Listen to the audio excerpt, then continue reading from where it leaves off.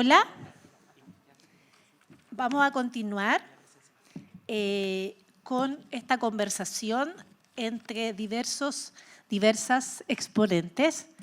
Quiero presentarme, soy Marieta Santi, de formación inicial periodista, pero he derivado al ejercicio de la crítica, de la docencia, relacionado todo con las artes escénicas, el teatro y la danza. Quiero agradecer a Javier Ibacache por esta instancia, al Centro Cultural de España, por el espacio que siempre falta, y a los críticos, las críticas, las pensadores, pensadoras que están aquí presentes, que nunca está de más, siempre falta, ¿cierto?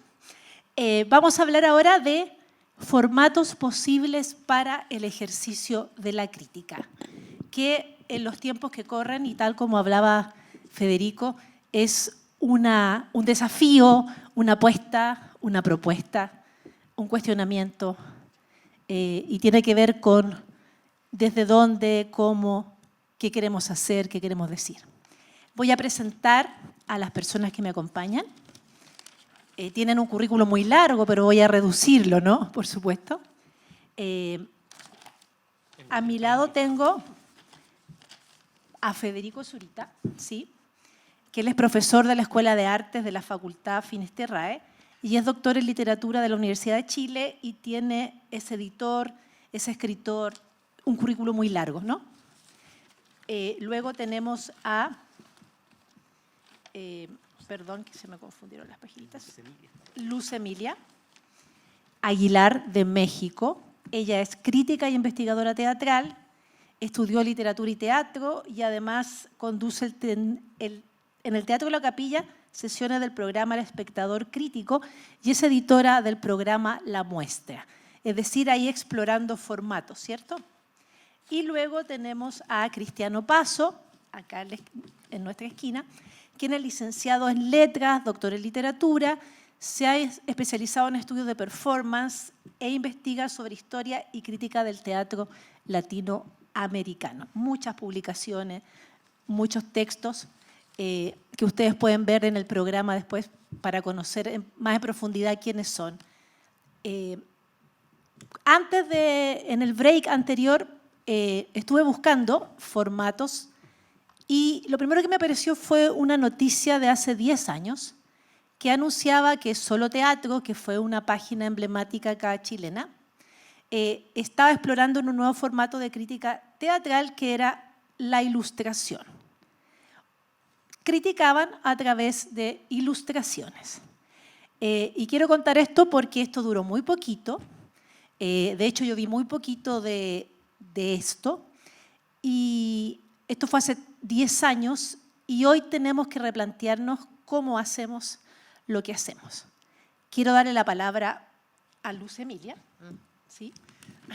Para que parta con su reflexión de estos formatos. Bueno, yo me inicié en la crítica teatral, como podrán suponer, a partir del texto escrito y he trabajado en radio y algo en un momento dado en televisión.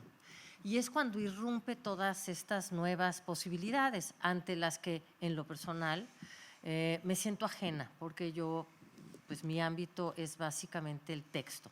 Sin embargo, como coordinadora e impulsora de programas críticos, ya sea dentro de la programación de un teatro, como es La Capilla, o como la Muestra Nacional de Teatro, que es un fenómeno importantísimo para México, un país diverso, un mosaico de expresiones tremenda, en el que lo que notamos es una enorme dificultad para aceptar cánones de teatro, que se dio, digamos, desde los 50 a la fecha, que no fueran los tradicionales, centrados en el texto y demás. Pues de lo que se trata es de abrir posibilidades de pensar el teatro de otra manera. Y la muestra no es desde el año 2000, desde que además he colaborado como programadora de la propia muestra, no es nada más el espacio o se niega a ser el espacio de la excelencia teatral, sino de la representatividad regional del teatro mexicano. Entonces, en esa medida hemos pensado con Ilona Goyeneche, con quien he trabajado esto, que es chilena, por cierto, y curadora también, cómo hacer un acompañamiento que sea pertinente y, bueno, un objetivo es crear una memoria.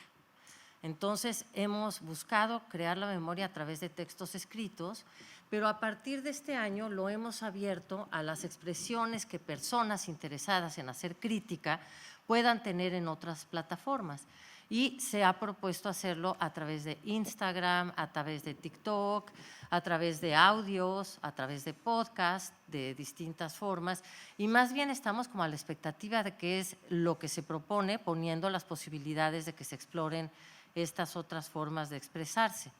Y bueno, pues también hemos buscado, yo en la capilla he buscado conversaciones con el público para entender qué tipo de espectadores se acercan a esta experiencia, qué es lo que buscan, qué es lo que ven de la escena y qué sería interesante pues estimular como dispositivos de enriquecimiento de estas miradas.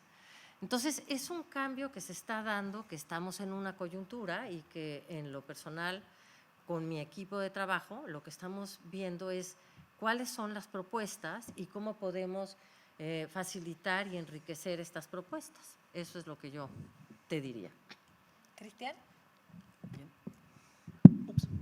Perdón. Muy buenas tardes. Un verdadero privilegio tener la posibilidad de aprender en este diálogo con personas que uno admira de sobremanera, como las que hoy día se reúnen gracias al liderazgo de Javier Ibacache, vaya a él nuestro reconocimiento. Quería instalar una reflexión en torno a dos ideas.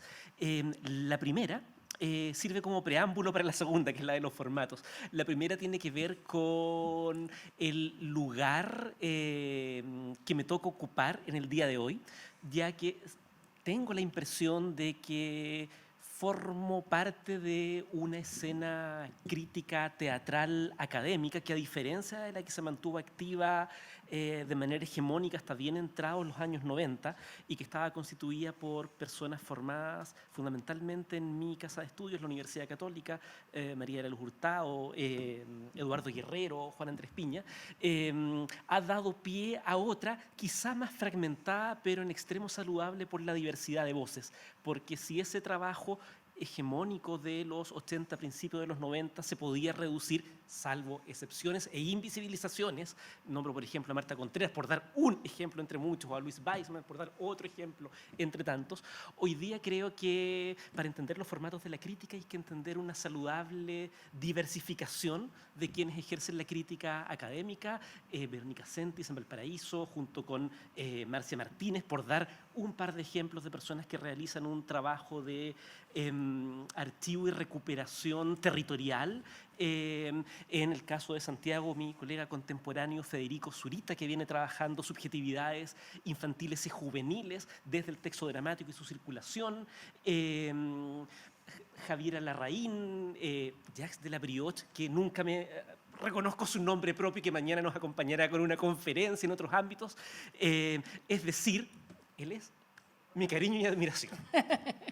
Entonces, en ese sentido, creo que hay una nueva escena favorecida por, y ahora otro minuto de comentarlo, ¿no? La doctorización de los programas universitarios, que comenzó a necesitar lo que se llamó, no me gusta en absoluto la expresión capital humano avanzado, para nutrir sus claustros académicos y dotarlos con línea en historia y crítica del teatro. Ese es el contexto. Ese contexto de generación creo que reconoce una tradición que se vincula hacia atrás con Agustín Letelier y a través de una intermediaria que es Soledad Lagos. De Agustín Letelier creo que en parte, no todos, acá lo vuelvo al título personal, rescatamos la idea de una crítica que entiende que el primer formato al que debe ser leal es el de un cierto tono cronístico y ensayístico, en ese sentido heredera de la tradición literaria, una crítica que evita ser ampulosa por la sobrecarga de referencias teóricas y que prefiere a las vistas generales el culto al detalle y la descripción casi plástica de los objetos, y una intermediación con Soledad Lagos, discípula de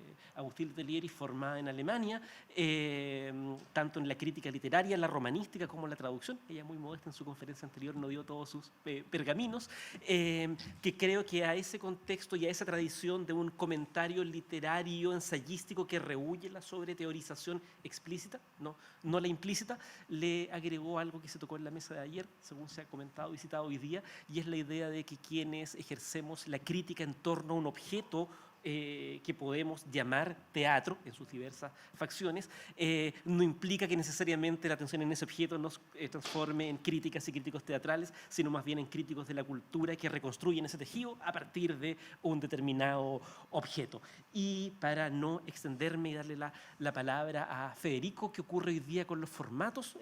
Quería plantearlo en un desafío que tenemos quienes habitamos la academia, porque las circunstancias laborales de quienes habitamos formalmente la academia con plazas permanentes, porque es un privilegio, y los desafíos de la docencia, la formación y la gestión, no tenemos las mismas condiciones de trabajo que quienes ejercen en muchos casos la crítica pública o mal llamada periodística, donde al igual que el oficio de la creación, esa crítica y la creación se realizan sobre todo sobre la base de una vocación que se desarrolla después de las 6 de la tarde, en que se cumplen otras labores asalariadas, que son las que sustentan ese otro tipo de ejercicio. Entonces hago esa distinción, y desde este otro lugar más que tiene sus propias restricciones, creo que hoy día tenemos un desafío en términos de formato.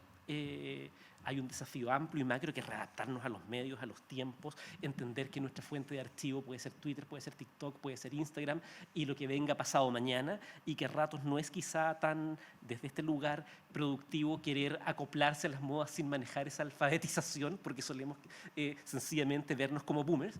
Tenemos otro desafío más local, que tiene que ver con reivindicar desde el espacio académico esa tradición de la que Agustín Letelier fue señero fundador desde el año 71, primer director del Instituto de Letras, nota a pie de página.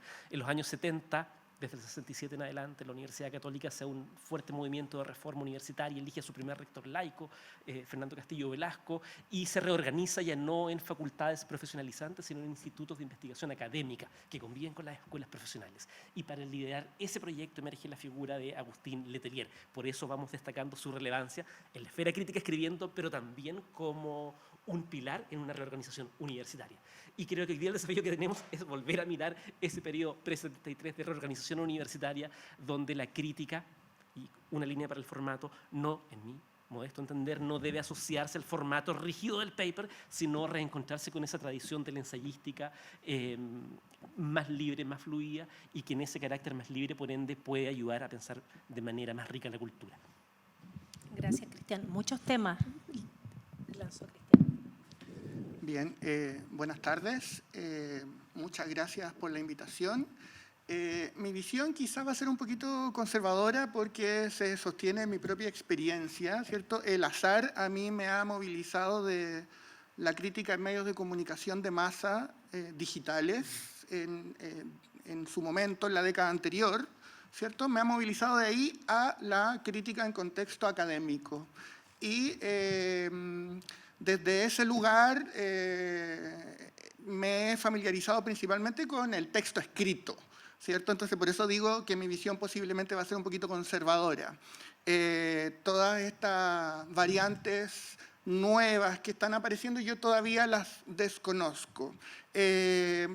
Y a propósito de ese movimiento que yo he realizado de la crítica en medio de comunicación de masa a la crítica en contexto académico, me parece importante también para pensar los formatos, pensar cómo este objeto que es la práctica teatral, ¿cierto?, es una actividad humana y por tanto el conocimiento que se genera en torno a esta está propiciado en el contexto de desarrollo de las humanidades. Me parece importante pensar los tipos de conocimiento que se pueden generar en torno al teatro. Inicialmente yo distingo 4, me gustaría mencionarlos como para incluirlos quizás en el debate. Inicialmente, y de manera general, puede que haya más, yo distingo 4, la teoría teatral, la historia del teatro, la crítica teatral y algo que parece que está recién siendo ponderado por las universidades, que es la práctica artística como investigación. ¿Sí? Entonces, los 3 primeros, la teoría, la historia y la crítica teatral, se hacen sobre el teatro. Y la práctica artística como investigación se hace en el teatro, mientras se está haciendo teatro, ¿cierto?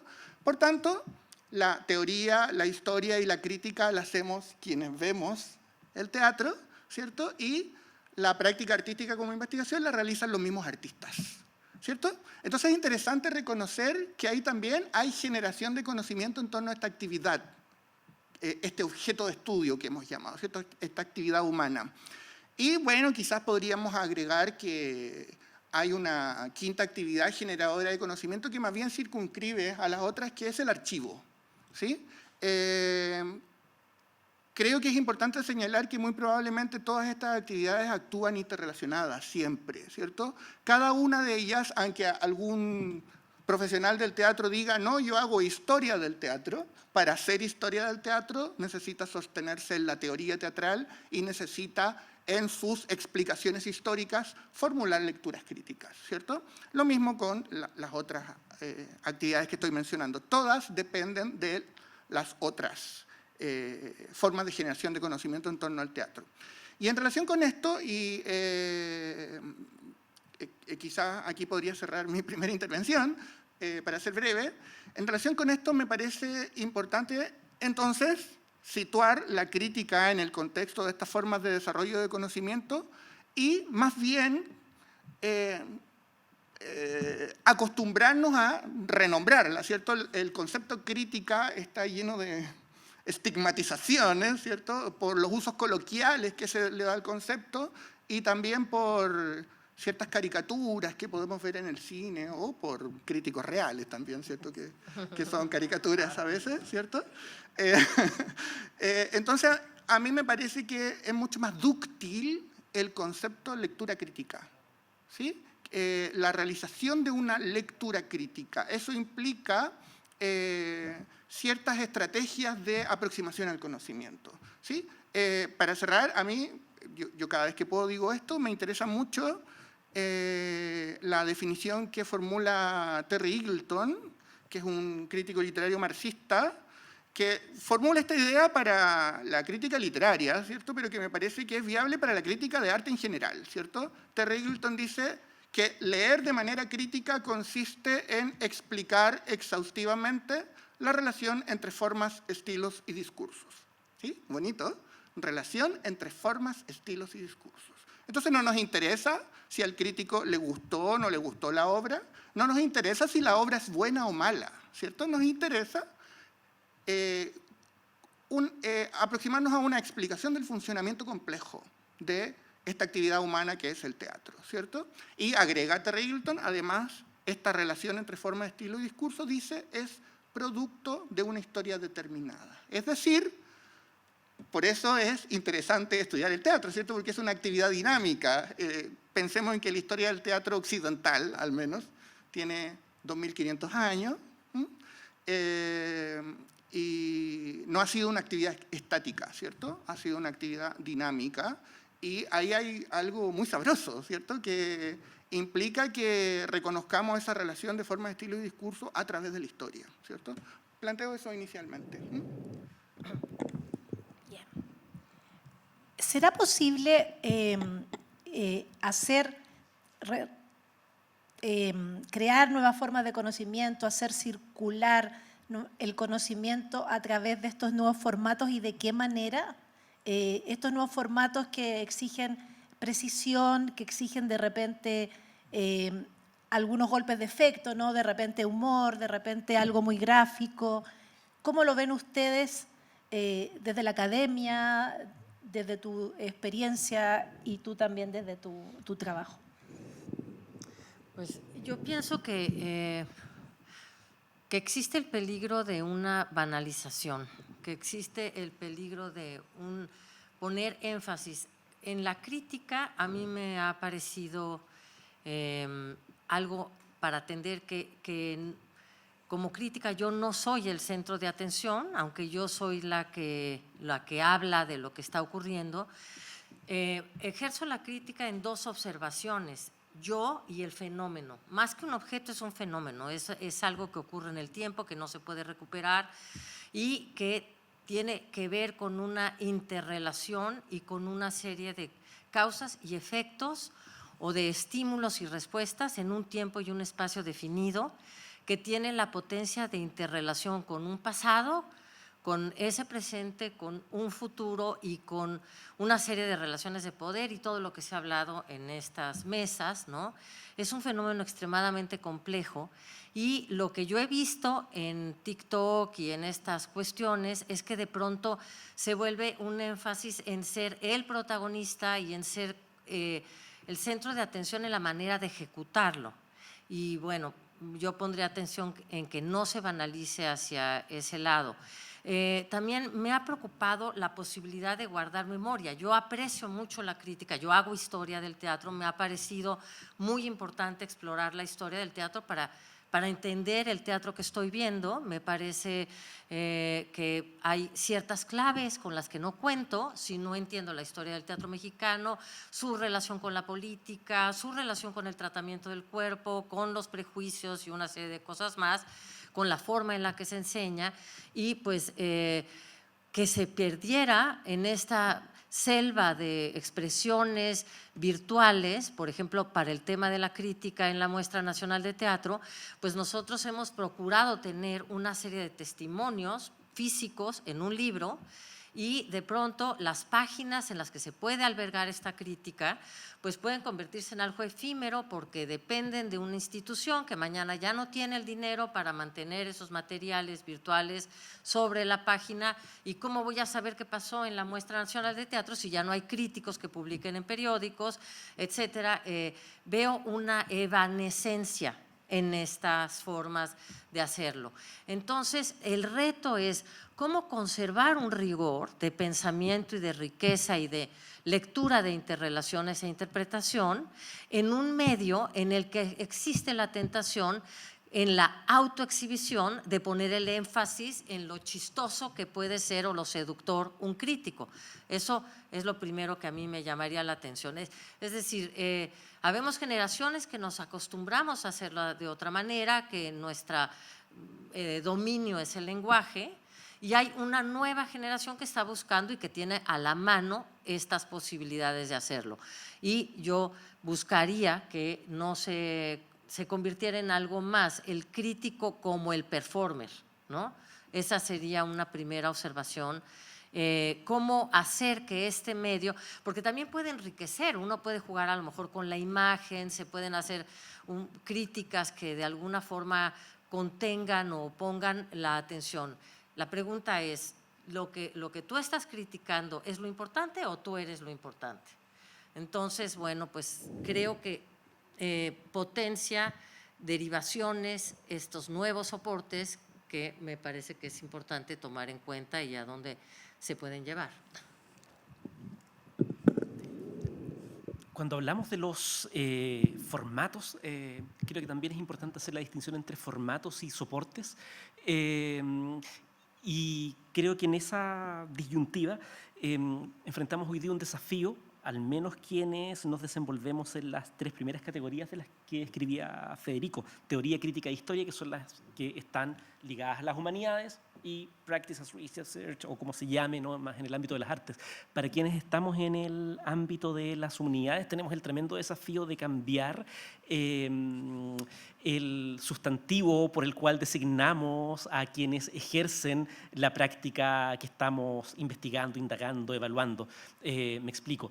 Hemos tendido en nuestros departamentos de humanidades a organizar la historia del teatro en función de nombres propios, por lo general de varones, y sobre todo de aquellos que ejercen en esa enojosa distinción trabajos intelectuales y creativos antes que técnicos.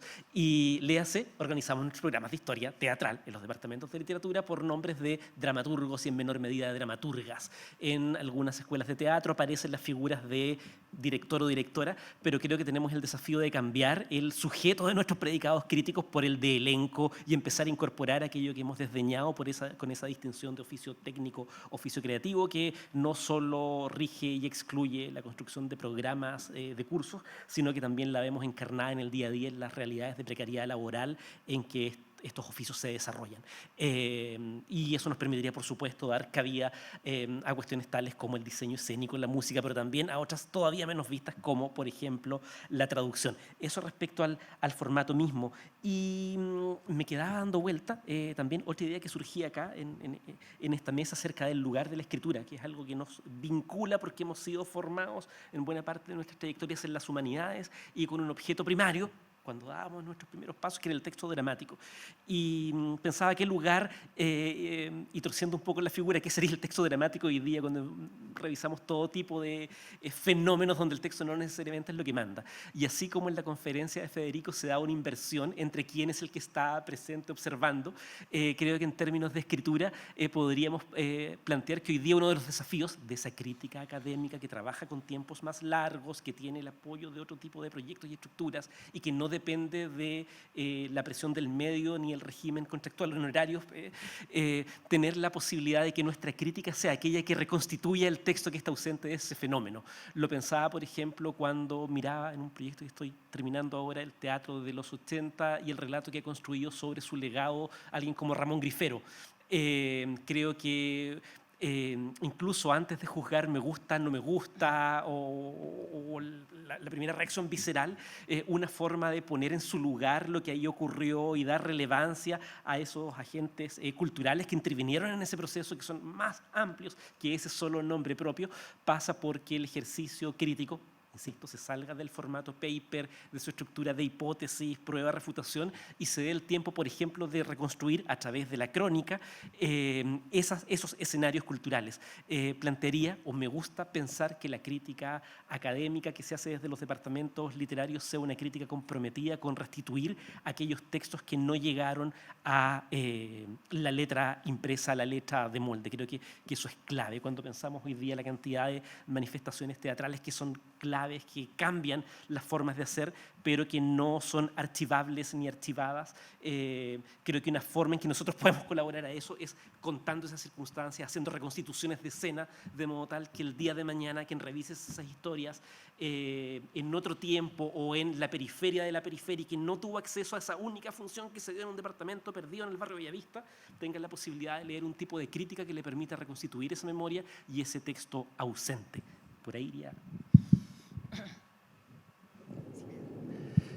Bien, en nuestro país, cuando uno estudia en una escuela de literatura, es formado para ser investigador. Cuando alguien estudia en una escuela de teatro, es formado para ser actor o actriz, ¿sí? Y ahí hay unas distinciones epistemológicas interesantes. Yo tengo la suerte de trabajar en una escuela de teatro, no en una escuela de literatura, ¿sí? Estoy haciendo este ejercicio de transdisciplinarme, que es una palabra muy de moda, ¿cierto? La transdisciplina, ¿cierto? Estoy viendo si lo logro. Y además tengo la suerte de que vi transitar a la escuela de teatro donde yo trabajo, que es la de la Universidad Finisterra, de la Facultad de Humanidades, donde parecía estar muy mal ubicada en su momento, a la Facultad de Artes, donde ahora estamos comodísimos compartiendo vida universitaria con la carrera de Artes Visuales, ¿sí?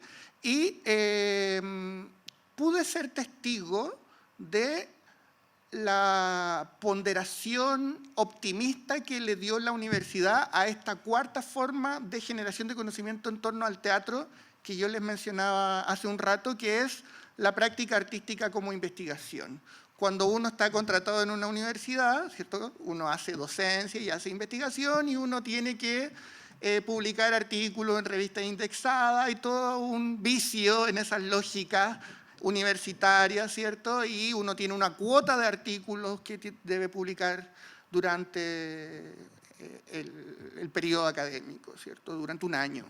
Pero maravillosamente, mi universidad, ¿cierto? No sé cómo será en tu caso, Cristian, está haciendo un ejercicio de valoración de la práctica artística como investigación y la creación artística dentro de las lógicas de la universidad, ¿cierto? Está empezando a tener el mismo valor, el valor que siempre debió tener, ¿cierto? El mismo valor que la investigación científica que la investigación crítica y que la innovación tecnológica, ¿cierto? Entonces, la universidad ahora no solo produce investigación científica e investigación crítica, también produce creación artística, ¿cierto? Y tenemos la particularidad de que nuestros estudiantes, cuando realizan su montaje de egreso en el 4º año, tienen que hacer una pequeña tesis, un texto académico, un artículo publicable, les explicamos, ¿cierto?, que sea sobre su propio trabajo artístico,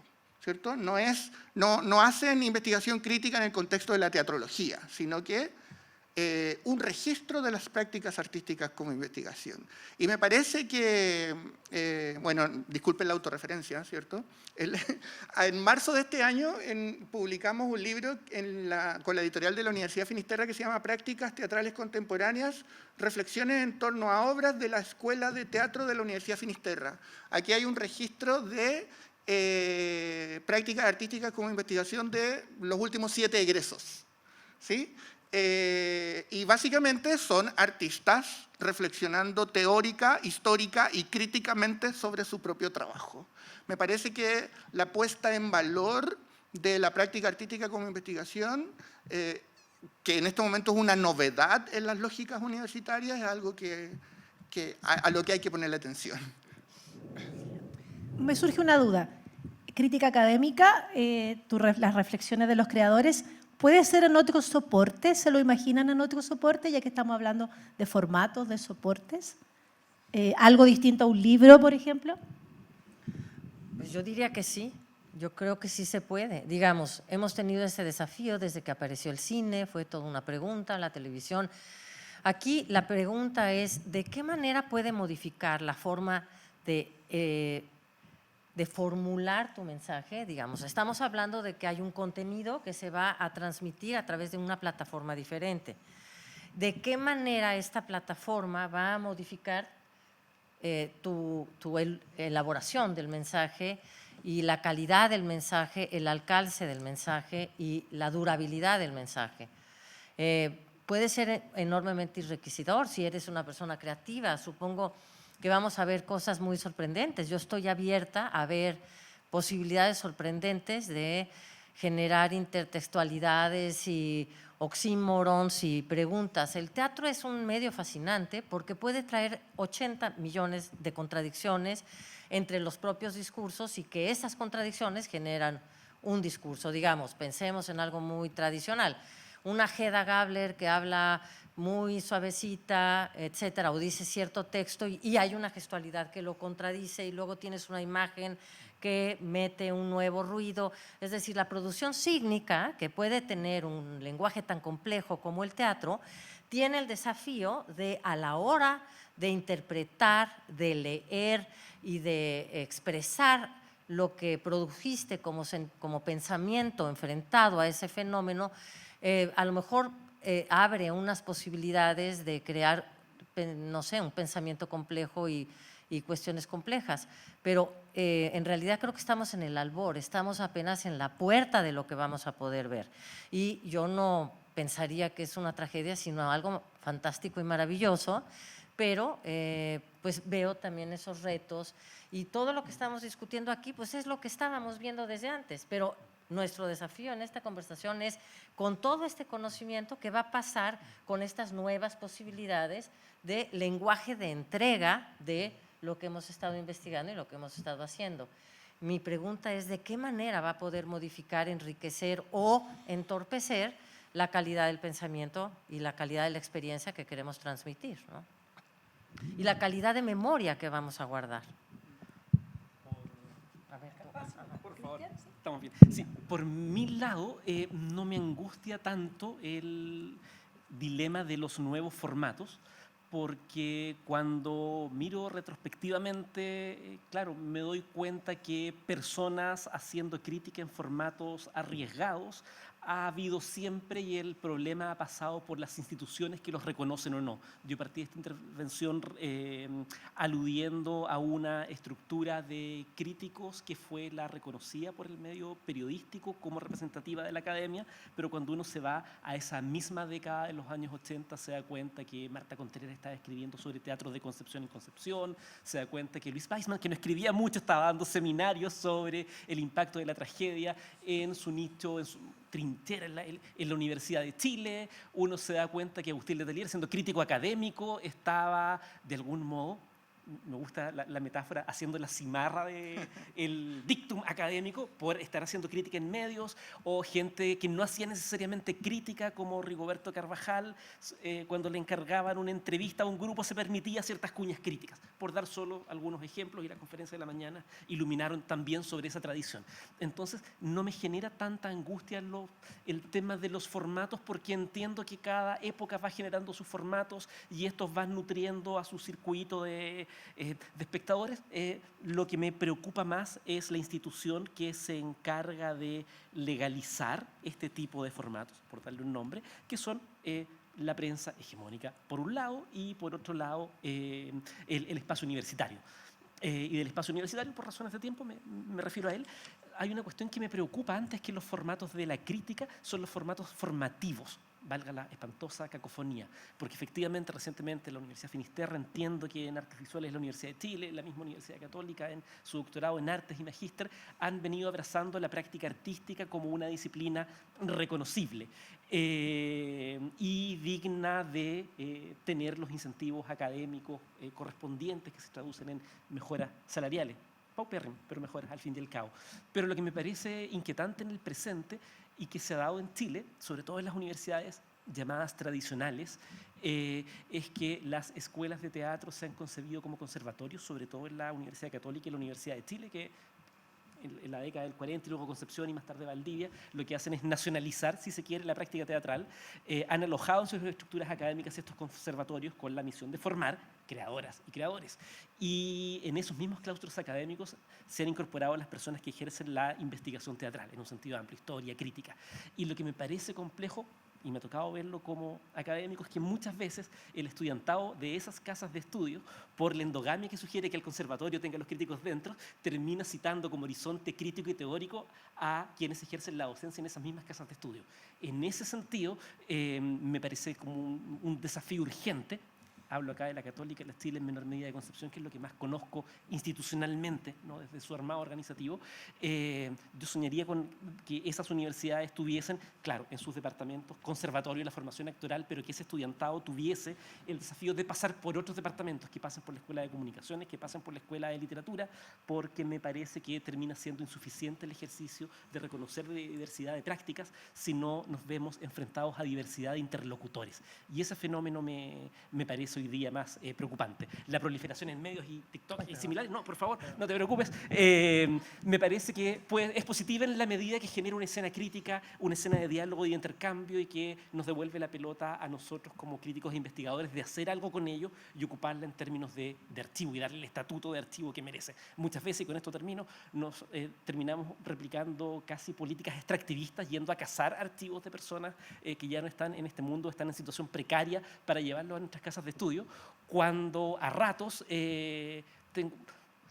termina generando más impacto en la crítica, en la investigación académica, ir a mirar la crítica ya hecha y ver la información que ahí está. Creo que nos estamos saltando el primer archivo, que es el que nos lega la crítica. Perdón. A ver, ¿tú querías decir algo? Sí. ¿Quieres decir algo tú? Bueno, yo veo que hay una implicación muy clara en la aparición de estos medios. Yo no me formé como crítica teatral en ninguna institución. Yo estudié teatro y yo dije quiero hacer crítica, y yo me formé con lo que yo consideré que tenía que saber y lo fui a buscar. Entonces, hay va a haber, bueno, todavía en México no hay instancias institucionales que formen críticos, pero la aparición de estas plataformas nos desvincula a los críticos de la legalización de los medios en los que escribimos. Es decir, yo acabé ocupando un lugar en la crítica mexicana en buena medida también porque he escrito en periódicos muy importantes en México, y ellos me legalizaban confiaban en que yo sabía de lo que estaba hablando porque ellos no sabían nada de teatro. Entonces, la crítica en estos dispositivos, ¿no? Pues cualquiera puede agarrar y ya no depende que le pague un periódico, no, porque te puedes volver un influencer, ¿no? Entonces hay una democratización, entre comillas, de la práctica teatral y deja de necesitar de una legalización de instancias mediadoras y es la relación del influencer o del que habla con su público, con todo lo que eso puede traer, ¿no? Pero me parece importante hacer ese señalamiento. Se rompe ese control que tiene sus cosas buenas y también muy, muy malas, ¿no? Sí. Bien, pese a mi visión conservadora que tiene que ver con que he estado ligado con el texto escrito principalmente, ¿cierto? Sí me doy cuenta de que efectivamente existe la posibilidad de que vayan apareciendo nuevos formatos y la aparición de los nuevos formatos está en la misma naturaleza de la actividad crítica, ¿cierto? ¿Por qué? Porque tenemos que partir reconociendo que el crítico no está inventando nada y tampoco está iniciando nada. Primero que todo, lo digo de buena manera, ¿cierto? El crítico es un parásito de los creadores, ¿cierto? No me gusta la palabra parásito. Es una metáfora, sí, es una metáfora. Básicamente, si no hubiese teatro, no habría crítica teatral, es lo que quiero decir, ¿cierto? Un dependiente subsidiario. Sí, bueno, esa es una mejor forma de describirlo. Schiller decía que había especies como el poison ivy que vivían mejor si tenían un parásito. Bueno, es un dependiente subsidiario de la creación teatral, ¿cierto? Y en ese sentido, en la naturaleza de la crítica está contenida la necesidad de dialogar con otros, ¿cierto? Entonces, así como el crítico no ha iniciado nada, el crítico tampoco cierra la discusión, porque después del crítico hay otros, ¿cierto? Otros críticos o los lectores de las críticas, los artistas también que vuelven a que ellos inician el diálogo con la creación, ¿cierto? Pero que después vuelven a contestar, ¿cierto? Y es un diálogo permanente. Y lo que vemos en torno a esta generación de conocimiento alrededor de una actividad como el teatro es una estructura compleja, ¿cierto? Por supuesto, hay relaciones de poder al interior de esta estructura compleja y hay voces que tienen más visibilidad que otras, indudablemente, ¿cierto? Pero hay una estructura compleja donde las ideas están en permanente movimiento. Y es verdad que también hay ideas que probablemente se hacen con mayor rigor, se generan con mayor rigor que otras, ¿cierto? Y que también quizás deberíamos ser responsables todos los que participamos de este diálogo de cuidar que el debate se realice de acuerdo a los parámetros necesarios para que la comprensión del fenómeno, ¿cierto?, sea eficiente, ¿cierto? Pero nada, este es un diálogo que parece que no se acaba. No, claro. No se acaba la crítica. No hay funeral entonces. No. Ya. Para el próximo congreso. Abramos las preguntas. Federico, Cristian, Luz, Elena. Bueno, han planteado varios temas, han dicho varias cosas. ¿Ustedes quieren comentar algo? ¿Quieren preguntar algo? Jax. Hola, gracias por sus comentarios o opiniones respecto a la situación. Como es que grave sonó eso. Bueno, esto es un poco un anticipo de lo que expondré mañana. No voy a contar todo ahora, pero sí como que tengo dos posiciones, que es como uno, sacar el adjetivo nuevo de la discusión, porque como ya un poco explicó Federico en su presentación, que cuando escribió su libro de Hacer una crítica decente, estaban empezando recién las redes sociales, pero ya están a punto de cumplir mayoría legal de edad. Entonces ya no es nuevo. Y el otro es como cambiar la pregunta del cómo se está escribiendo crítica en estos formatos, así que más pasarlo hacia el dónde, porque ese es el conflicto. Y es un conflicto que no es nuevo tampoco, por eso quiero sacar también la palabra nuevo entre medio. Porque hace una década atrás, por eso me gusta la referencia que hiciste a Solo Teatro, que fue una página relevante dentro, digamos, de la primera mitad de la década del 2010, que trató de ser un poco el símil de la alternativa teatral, pero obviamente con una cantidad de recursos económicos y humanos más limitados. Y el proyecto tuvo que acabar a mitad en 2015 porque no pudo perdurar, porque el equipo se gastó. Pero básicamente lo que proponía Solo Teatro era como cómo cubrir mayormente la mayor cantidad posible de difusión, no solo de teatro, sino como de artes escénicas, siendo que eso no lo estaba realizando los medios impresos, los periódicos específicamente. Y esa situación, como ese ejemplo en particular, como que se puede extender a todo el ambiente teatral, digamos santiaguino, ya que está todo el tema de que si es que el teatro de Chile se resume solo al Teatro Santiago. Y ese traspaso, o sea, como que esa eliminación se nota sobre todo como en la eliminación de la cartelera.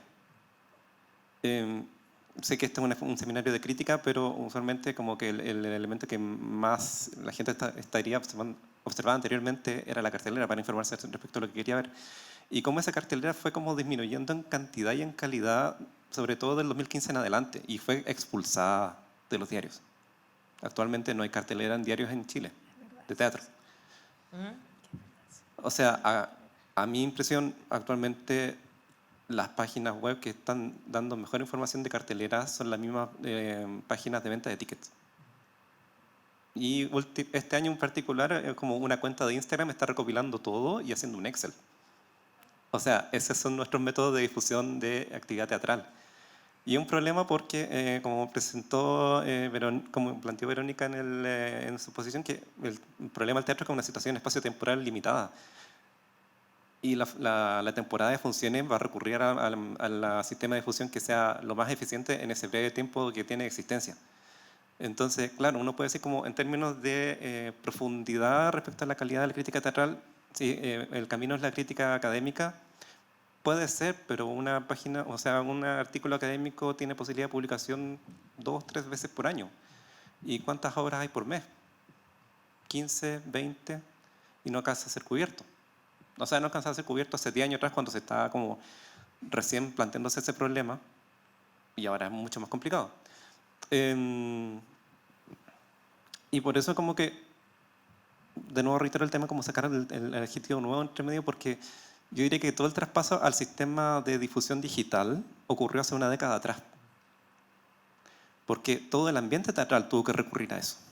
No fue por efecto de la pandemia, no fue por efecto por una situación sociohistórica específica, sino que de repente se vieron así como, no solo las compañías de teatro, las mismas salas de teatro, fue como, ¿dónde publicamos?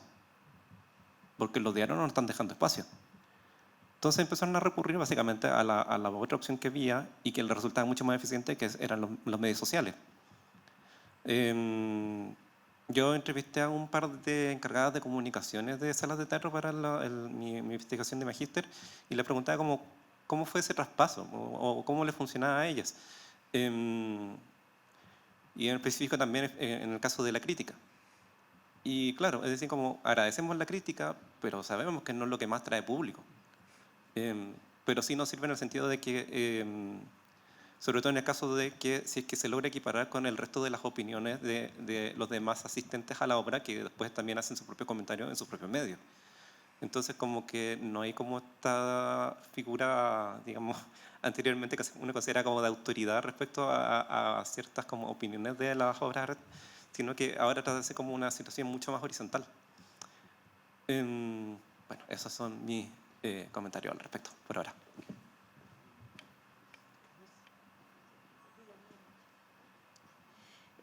Pues aunque hemos insistido mucho en la imagen del funeral, lo que yo quería hacer hincapié era en la noción de servicio. Entonces quiero preguntarles, ¿ustedes cómo han visto esta cuestión en los diferentes formatos y soportes de la crítica?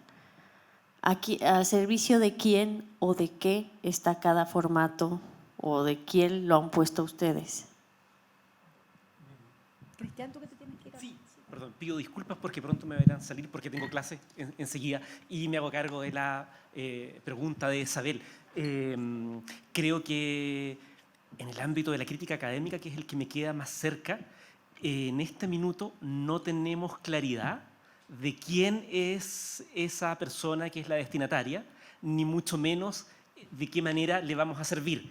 Creo que tenemos una vaga idea de cuáles podrían ser eventualmente esas personas. Desde los departamentos de humanidades, dado lo que decía Jacques o Javier respecto a los regímenes temporales, evidentemente la crítica académica en formato revista llega con desfase y no le habla al público que va a ir a ver esa función. Le está hablando a historiadores de la disciplina o a especialistas en términos amplios en cultura latinoamericana que ocuparán ese trabajo como un insumo para entender determinadas dinámicas culturales. Por lo tanto, creo que estamos en esa encrucijada, quienes hacemos crítica académica, de decir, estamos escribiendo de teatro, o de lo que llamamos teatro, pero lo más probable es que nuestro lector no sea el público de la escena teatral, sino que sea un lectorado interesado en temas de latinoamericanismo en términos generales que nos está ocupando como insumo. Y esa tensión genera un problema que creo que no es menor a la hora de la elección de corpus, porque ya no solo está sobre la mesa la primera reacción visceral, el gusto, la relevancia, la singularidad de algo que vi, sino que para ese formato académico el cálculo de esto que yo voy a narrar y cuyos destinatarios no son las personas que fueron, que podrían o que podrán llegar en determinado minuto a ir a ver, sino que son personas interesadas en cultura latinoamericana, se van a interesar en este objeto para responder a sus preguntas. Entonces, ahí hay una mediación que es compleja y angustiosa. Eso es lo que podría decir en corto respecto a qué le está hablando la crítica teatral académica hoy día. Creo que está definiendo a esa destinatario. Creo que nuestra generación la tiene un poquito más fácil porque ahora uno al menos se imagina los nombres de las y los colegas que están en los otros planteles y uno dice, ok, al menos cuando esto salga hay una comunidad de 10, 12 personas más sus respectivos tesistas. Pero en general creo que es una audiencia desfasada. Ya las compañías que...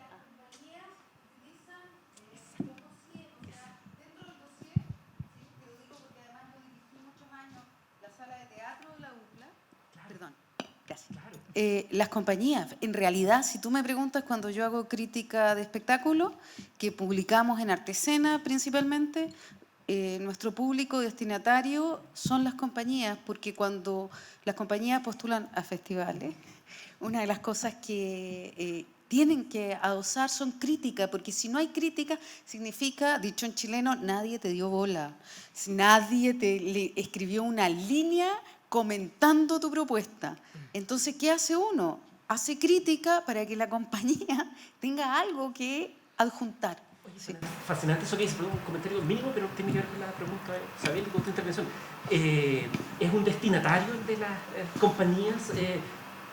Rico por doble razón, porque está como ese trato, ¿no? De va a ayudar y uno contribuye al campo, pero al mismo tiempo muchas veces cuando uno envía el artículo con mucho pudor, hola, escribí esto con mucha admiración, ojalá que te guste, y recibes mails largos y es como juntémonos a tomar un café o puedo ir a la clase a escuchar, ahí hay un circuito no explotarse. Ese circuito no está claro. Las compañías quieren que tú les hagas no solo artículos, sino que crítica de espectáculos. Sí. Ya, ellos son el destinatario claro, por lo menos el 50% tradicional está interesado.